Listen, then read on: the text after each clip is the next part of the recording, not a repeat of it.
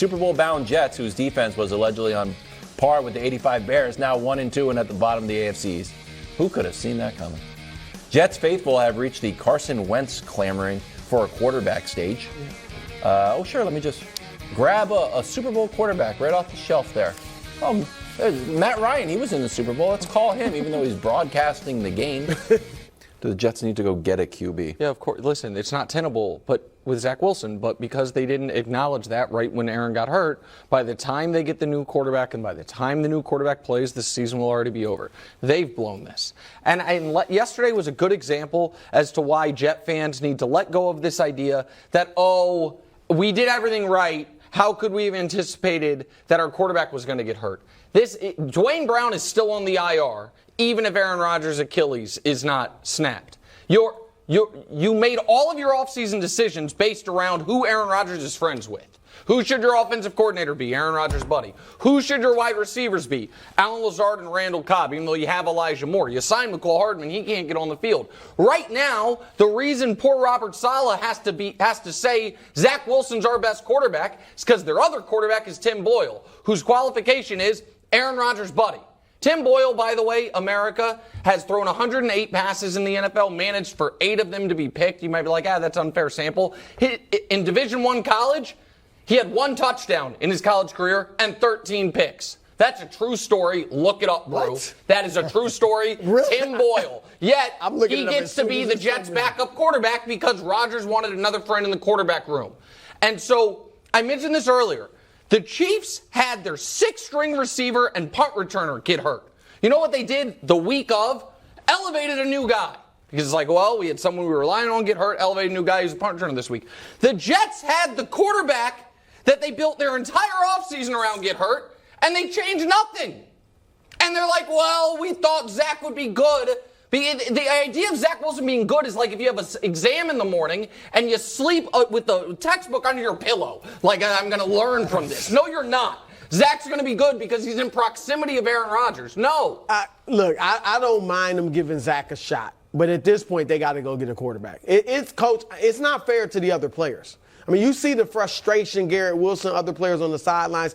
They got 14 games left. And fortunately for them, they somehow beat Buffalo in game 1. So they're not like out of it yet. They're out of it. No, they're not. If they get a competent quarterback, what are they going to do? I'm going to throw out a guy, and I've never been like a huge fan of this guy, Carson Wentz. Go for it. They're calling. His agent's calling the Jets. And look at these numbers. And look, I know guys, 33-7, 21-7, 27. I know the numbers aren't great, especially 2022.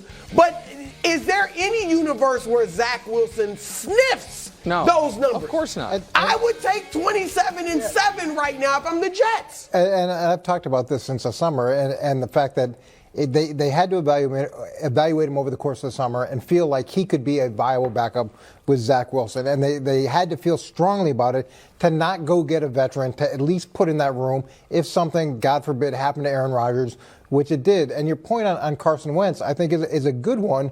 He is available, and he has had a track record of success.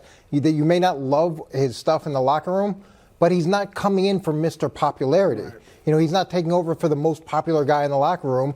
And when you look at his career quarterback rating, it's better than a lot of guys. It's better than Mac Jones. It's better than Trevor Lawrence. Oh. It is. His career quarterback rating is better.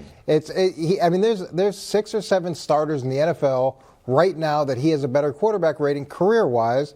So it's rare to be able to go get a guy like that. And he may have his warts, but obviously the warts that they're dealing with right now are a lot worse, and the guys in the locker room are frustrated. And you hear Robert Saleh talk, that didn't roll off his tongue. You're sitting there saying, how can I say this in a way where I'm telling the truth, but yet making sure everybody knows I'm not that comfortable with it either.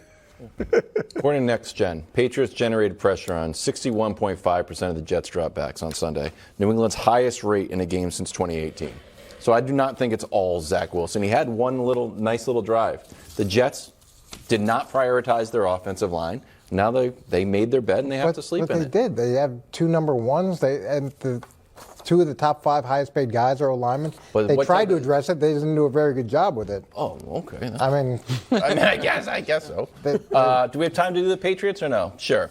Meanwhile, the hanging on for dear life Patriots looked dominant and also almost lost the game on a Hail Mary. Mac Jones threw a long touchdown and may or may not have hit Sauce Gardner in a sensitive area. Should the Patriots fans be happy with this win? The answer, Nick, I'm going to ask the question and answer it, is a strong no. It's a resounding no. Moral loss. Moral loss. I felt better week one when we lost to the Eagles. I felt good. I felt better when we lost to the Dolphins. And then while I was watching this game and watching what Miami was doing in Denver, I felt even better about that. So I gave ourselves 1.5 moral victories, and this was a moral loss. The fact that I just can't it's just too. What are you're go ahead, Coach. They're not a good they team. should I know absolutely be happy with the victory. Look, here's the thing. They're Britney Spears. That's who they are. They're Britney Spears, and Taylor Swift is now in Kansas City. And so Britney Spears is happy to play in Las Vegas. That's who the Patriots are now. They've got to be happy with playing in Las Vegas. They got to be happy with wins like this because Tom Brady's not coming back, and the star now has moved on and lives in a different place. Yeah. I've been telling you this while it's over. It's not over. There are no more championships. There might not even be any Okay, we're going to be in a playoff tough berths spot. That's for a Cowboys while. Patriots. Next segment. Yeah, next Cowboys week. are going to pound y'all. They angry. Oh my gosh. They're angry. They're coming for you. Good luck. Thanks for watching. Subscribe here to get more from the show and to check out clips from other shows on FS1.